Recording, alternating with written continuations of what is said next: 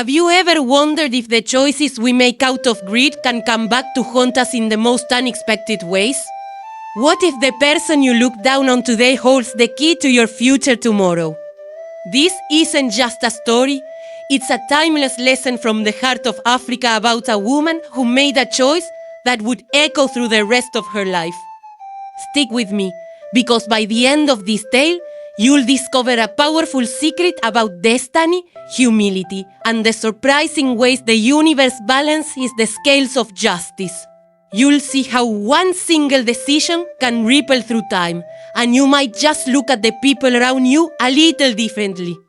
In the lively village of Umwoma, nestled among rolling green hills and kissed by the warm African sun, lived a young woman named Adona. Adona was a sight to behold. Her skin was the color of rich, dark soil after a morning rain, and her eyes sparkled with the light of 1,000 stars. Every young man in the village, and even those from neighboring lands, dreamed of winning her heart. But Adona's heart was not easily won.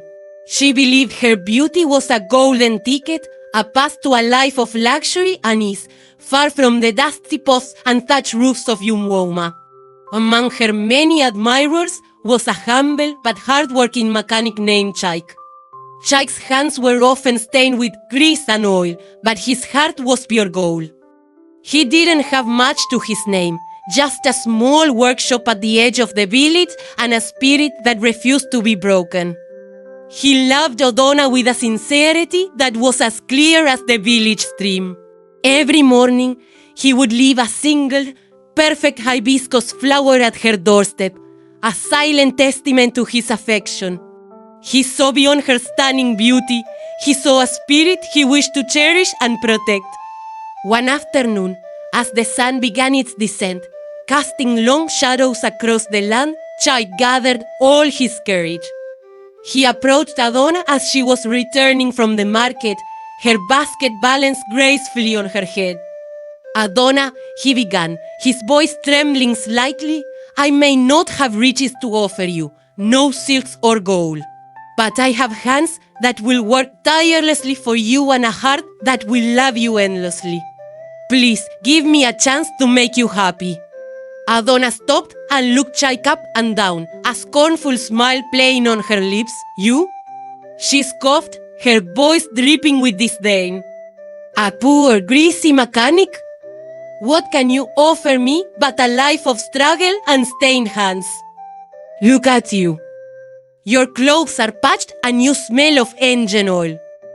I am destined for greatness, for a life of comfort with a man of means. Do not waste my time or yours with such foolish dreams. Her words were like sharp stones, and they struck Chaik's hopeful heart, leaving it bruised and heavy. He stood there, speechless, as Adona walked away without a second glance, her laughter echoing in the quiet air. It wasn't long after that a wealthy merchant named Chifo Lanrawai arrived in Umwoma. He came in a chariot that gleamed under the sun, pulled by magnificent horses. He was adorned in expensive fabrics and heavy gold chains that glittered with every move. He was looking for a wife, a beautiful jewel to add to his collection of treasures. When his eyes fell upon Adona, he was instantly captivated. Here was the trophy he had been searching for. He showered her with gifts, rare fabrics from distant lands, necklaces of coral beads, and promises of a life she had only ever dreamed of. Adona was swept off her feet. This was it. This was the destiny she had been waiting for. She quickly accepted Chifo Lanrawai's proposal, ignoring the whispers of the village elders who warned that a man's character is worth more than the weight of his gold. The wedding was the grandest Umwoma had ever seen. Adona left the village in a cloud of dust and celebration, leaving behind her own life and a heartbroken Chaik without a second thought. With a heavy heart, Chaik watched the chariot disappear over the horizon. The village felt empty without Adona, but her rejection had ignited a fire within him. He realized that Umwoma was too small for his ambitions. He packed his few belongings, sold his small workshop, and with the little money he had, he left his home. He told no one where he was going, simply vanishing like a morning mist. Some villagers whispered he had left in shame, while others forgot about him entirely.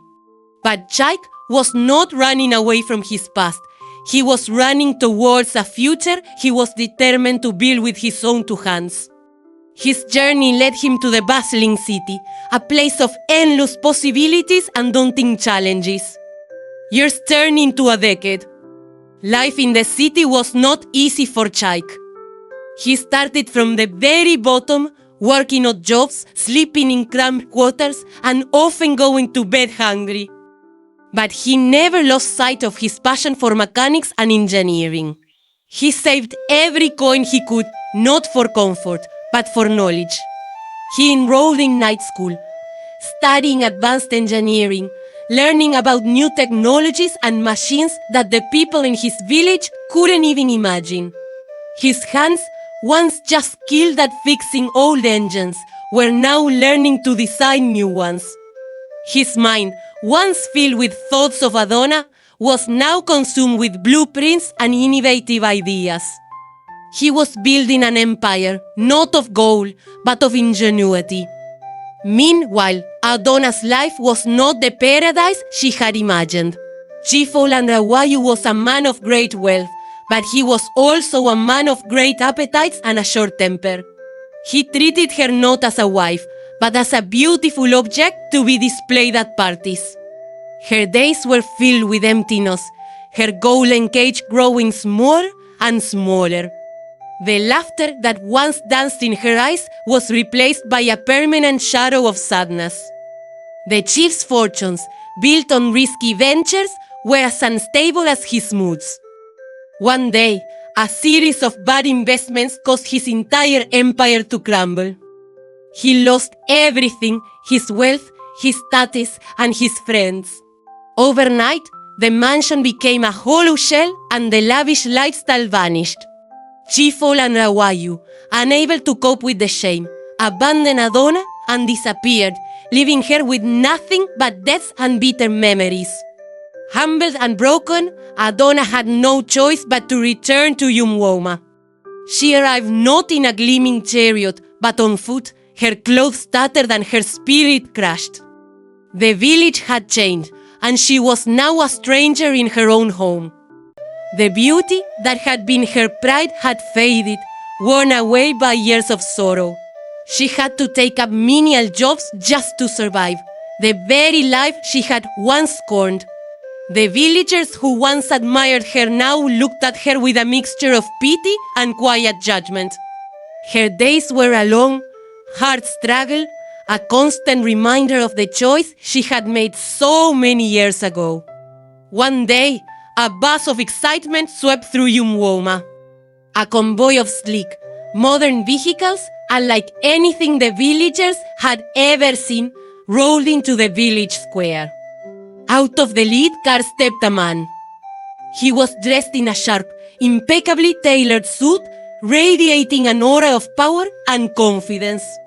He was tall, and though his face was matured, there was a familiar kindness in his eyes. The villagers gathered, whispering and pointing, trying to figure out who this important visitor was. The man walked through the crowd, his eyes scanning the familiar faces until they landed on a woman washing clothes by the stream. Her back was bent with exhaustion, her hands raw. It was Adona. He walked slowly towards her.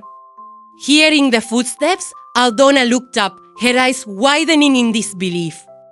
Standing before her was Chaik. But this was not the poor, greasy mechanic she had rejected. This was a man who commanded respect, a man who had clearly conquered the world he had set out to find.